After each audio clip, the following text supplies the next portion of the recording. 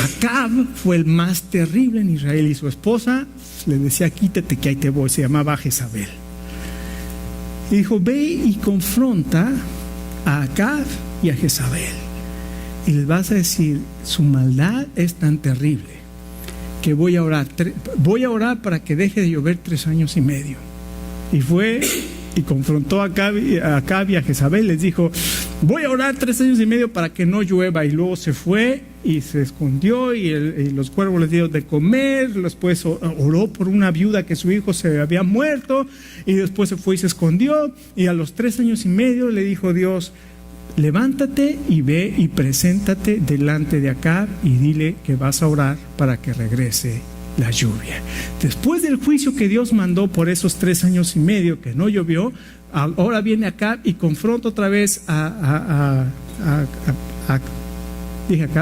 viene Elías y confronta a Acab y a Jezabel y ora, y comienza la lluvia y comienza a haber fruto. Cuando nosotros oramos, tenemos que pensar en el fruto. El fruto tiene que hacer una oración con propósito para que hoy haya fruto. Ora para que tu vida tenga fruto. Y finalmente, una vida que tenga una vida fructífera de restauración en el camino del Señor. Fíjense los últimos versos, 19. Hermanos míos, si alguno de ustedes se extravía de la verdad y otro lo hace volver de ella, recuerden que el que hace volver a un pecador de su extravío lo salvará de la muerte y cubrirá muchos pecados. Tiene que venir y dice: si hay algún hermano que está extraviado, y la pregunta es, después de analizar estas 6 cosas que hemos visto, estás pasando por prueba, por tentación, eres oidor o hacedor, cómo usas tu lengua, cómo usas el dinero, después de analizar estas 6 cosas, ¿piensas que estás extraviado o estás madurando en la fe? Es la pregunta clave de todo el libro. ¿Estás madurando en la fe o estás extraviado? Sí, déjame decirte, si estás extraviado, aquí dice que Dios quiere que seas restaurado. El Señor dice: hermanos míos, si alguno de ustedes se extravía de la verdad y otro lo hace volver a ella, dice, no solamente hace volver a un pecador su extravío, lo salvará de la muerte. Lo que quiere el Señor es restaurarnos. En la Biblia tiene varios ejemplos de personas que se extraviaron y fueron restauradas. Una de ellas, Lot. ¿Se acuerdan de Lot? El sobrino de Abraham. Llegó un momento que tuvo conflicto con Abraham y que mis pastores no se llevan, y hay pleito aquí, que mejor tú vete para ahí. Y Abraham le dijo: ok, mira, la tierra es muy grande para nosotros, para donde tú vayas yo me voy al otro lado. Y se separaron Lot y Abraham, y entonces Lot, ¿qué hizo? ¿Se acuerdan? Fue plantando sus tiendas en dirección ¿a dónde? A Sodoma. Y al ratito Lot estaba viviendo en Sodoma. Y cuando Dios iba a destruir a Sodoma, Abraham vino y le dijo: Señor, no destruyas a Sodoma. Si encuentras 50 justos en Sodoma, Señor, vas a hacer perecer a todo el mundo. A 50. Si encuentro 50, no la destruyo. Bueno, 40, no la destruyo. 30, no la destruyo. 20, no la destruyo. 10, no la destruyo. Mira, Abraham, si hay uno, no la destruyo. Pero Lot. Y el Señor mandó 2 ángeles para que fueran a sacar a Lot por la intercesión de Abraham. Abraham restauró a Lot por su intercesión. Pero Lot poco a poco se fue, pum, pum, pum. Y ese es el proceso. Cuando nos extraviamos, lo hacemos poco a poco. Primero, dejas de leer la Biblia. Después dejas de orar. Después dejas de asistir a los estudios bíblicos, a las reuniones de oración. Dejas de involucrarte en las cosas de Dios. Comienzas a involucrarte más en las cosas del mundo, y hay un día que dejas de asistir a la iglesia, y más cuando ya estás bien involucrado en las cosas del mundo. Ese es el proceso. Y la Biblia dice: Dios te quiere restaurar. ¿Dónde estás en tu camino con el Señor? ¿Estás más cerca del Señor o estás más lejos del Señor? El Señor te quiere restaurar. Y finalmente dice que cuando tú haces y restauras a una persona, y se cubres multitud de pecados. Escucha, ¿se acuerdan de Noé cuando bajó del arca? ¿Se acuerdan qué hizo? Plantó una viña y se puso una borrachera impresionante. El justo Noé. quiere decir que era un varón, es un hombre común y corriente, un ser humano como nosotros, y tuvo un resbalón y se cayó y se patinó y se emborrachó. Plantó una viña, hizo su vino y se puso una impresionante. Pero lo malo fue que uno de sus hijos, que se llamaba Cam, vio la desnudez de su padre. Aquí hay un conflicto. ¿Qué quería decir eso que vio la desnudez de su padre? Quería decir que tuvo relaciones homosexuales con él. Muchos piensan que eso fue, y por eso fue la condenación tan grande. Puede ser. La otra es que Cam se burló de la desnudez de su padre y fue con sus hermanos.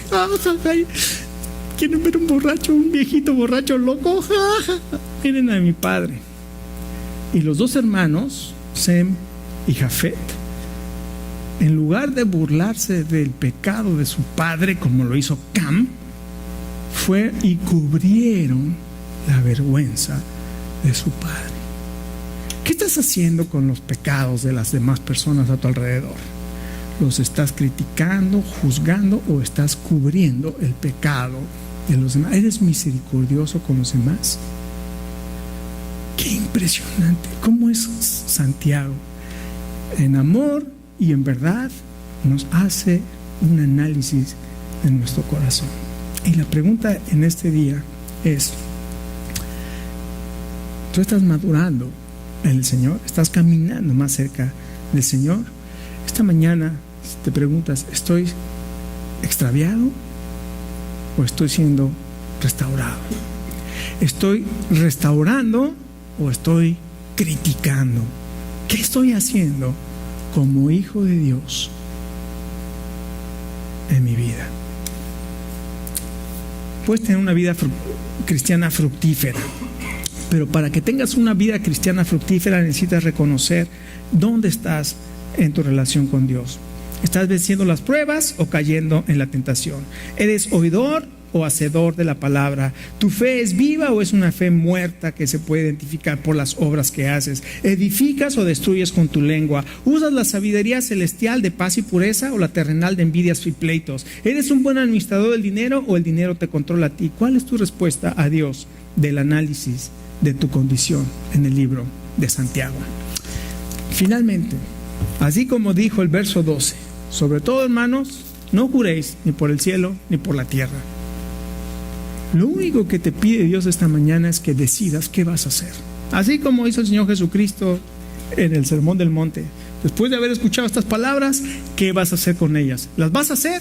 Eres un hombre prudente. ¿No las vas a hacer? Eres un hombre insensato. Después de haber escuchado estos serie de mensajes, de contrastes, ¿qué vas a hacer con este mensaje? ¿Cuál es tu decisión? ¿Vas a hacer, Señor, yo quiero estar restaurado? Quiero cubrir multitud de pecados. Señor, quiero ser un hombre que tiene una vida, o una mujer que tiene una vida fructífera y que maduro en el Señor.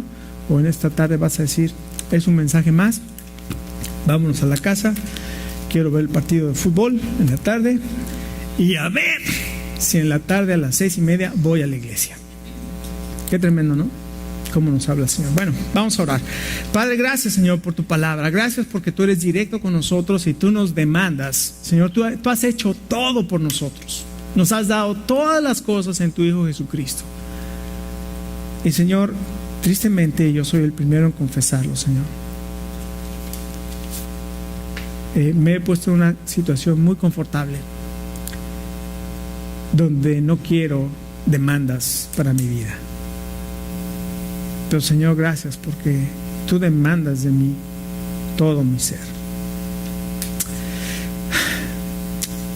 Padre, perdóname y ayúdame, Señor. Te necesito. Gracias por hablar a mi corazón. Gracias porque eres misericordioso. Gracias, Señor, porque tú te acuerdas que somos polvo, que yo soy polvo. Y Señor, gracias porque tú has extendido tu misericordia sobre mi vida. Porque tan alto está el cielo y la tierra, así has engrandecido sobre mí y sobre nosotros tu misericordia. Y tan lejos está el oriente y el occidente, has alejado de nosotros nuestras rebeliones. Tú no nos has pagado conforme a lo que merecemos, Señor. Has sido misericordioso. Gracias por tu amor. Esta tarde venimos a ti, Señor, tomando esa misericordia, acercándonos a ti, Señor. buscando que hables a nuestra vida. Señor, que esta tarde recibamos un toque tuyo para ser restaurados, para ser animados, para ser consolados. Te damos gracias.